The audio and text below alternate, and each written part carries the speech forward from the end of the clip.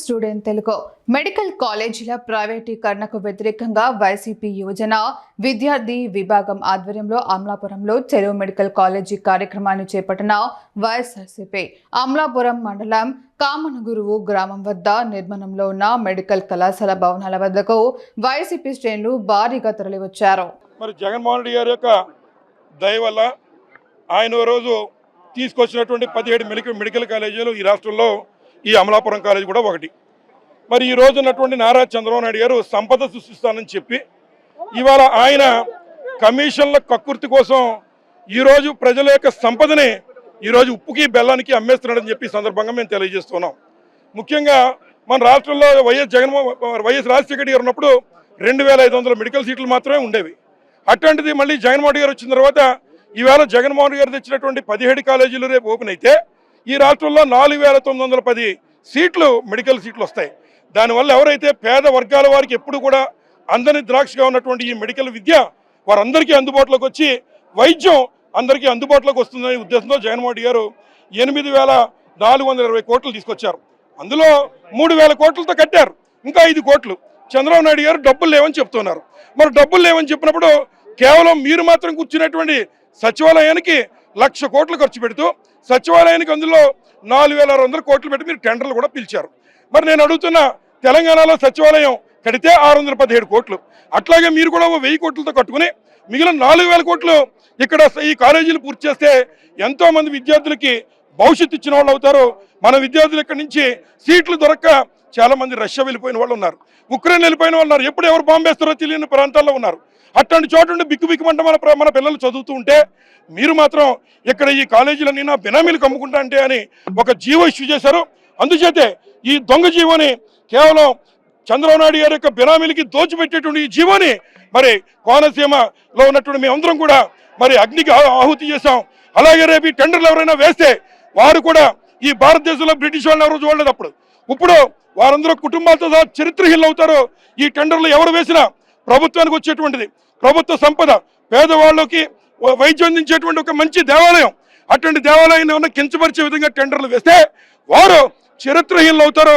డబ్బు సంపాదించుకోవడానికి చాలా మార్గాలు ఉన్నాయి, కానీ విజ్ఞులైనటువంటి కాంట్రాక్టులంతా కూడా మీకు మనవి చేస్తూ ఉన్నాం. మీరు ఈ టెండర్లు వేసి చరిత్రహీనులుగా మరో బ్రిటిష్ వారిగా మిగిలిపోవద్దు. చంద్రబాబు నాయుడు గారు కూడా చెప్తున్నాం, మీ బినామీల కోసం ఈరోజు మీరు ఈ రకమైన కార్యక్రమాలు చేయడం తగదు, తప్పనిసరిగా దీన్ని వ్యతిరేకిస్తాం, ప్రతిఘటిస్తామని ఈ సందర్భంగా తెలియజేస్తూ ఆఖరిగా ఒక మాట, ఇదే ప్రాంతం 50 ఎకరాలు ఈ కాలేజ్, ఇందులో అక్కడ ఉన్నటువంటి పేదలు రేపు మా పిల్లలకు ఉద్యోగాలు వస్తాయి, మా ప్రాంతం అభివృద్ధి చెందుతుందని చెప్పి వాళ్ళందరూ భూములు ఇచ్చారు. వారు త్యాగం చేశారు రైతులు. అట్లాగే చాలా మందికి ఉద్యోగాలకు ఇస్తామనేటువంటి మాట వాళ్ళు చెప్పారు విశ్వరూప టైంలో.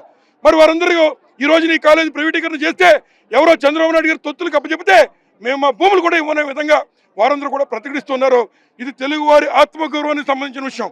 ఏదో గోవాలో ఛత్తీస్గఢ్ చిన్న రాష్ట్రాలు, అటువంటి చిన్న రాష్ట్రాల్లోనే ప్రజలు వ్యతిరేకించి మరి బుద్ధి చెప్పే కార్యక్రమం చేసి మళ్ళీ ప్రభుత్వానికి అప్పచెప్పారు. అటువంటిప్పుడు ఆంధ్ర రాష్ట్రంలో ఉన్నటువంటి మాకు పౌరుషం ఉంటే ఇక్కడ ఉన్నటువంటి ప్రజలకి తప్పనిసరిగా చంద్రబాబు నాయుడు గారు మెడలో ఉంచుతారని మరొకసారి తెలియజేస్తూ సెలవు. రాజమండ్రిలో చూస్తే జక్కంపూడి రాజాని కానీ లేకపోతే జక్కంపూడి విజయలక్ష్మి గారిని కానీ అదుపులో తీసుకుని హౌస్ అరెస్ట్ చేసి ఇంట్లోనే ఉంచిన పరిస్థితి ఈరోజు. అంటే ప్రతిపక్షాలకి నిరసన తెలియజేసి హక్కు లేకుండా చేస్తున్నాడు ఈ చంద్రబాబు నాయుడు.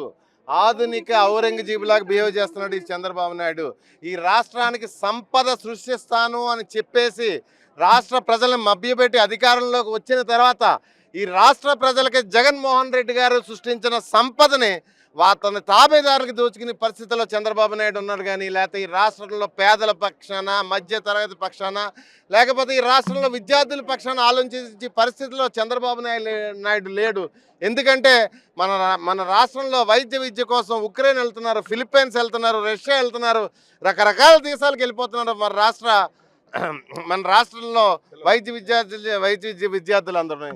అదంతా గమనించి ఈ రాష్ట్రంలో వైద్యం విద్య అందుబాటులోకి తీసుకురావాలని చెప్పేసి జగన్మోహన్ రెడ్డి గారు ముఖ్యంగా హాస్పిటల్స్ అందరూ కూడా ఆసుపత్రి గురించి ఎవరు గమనించట్లేదు, ఓన్లీ కాలేజ్ గురించి అనుకుంటున్నారు. హాస్పిటల్ను కూడా, ప్రభుత్వ ఆసుపత్రులను కూడా ప్రైవేట్ పరం చేసేస్తున్నాడు చంద్రబాబు నాయుడు. ఇది ఆమోదింతే వైద్య వ్యవస్థ కూడా తన తాబేదారుల చేతుల్లో పెట్టేయడానికి రెడీ చేసుకుంటాడు. దయచేసి ఎవ్వరూ కూడా ఆమోదించొద్దు.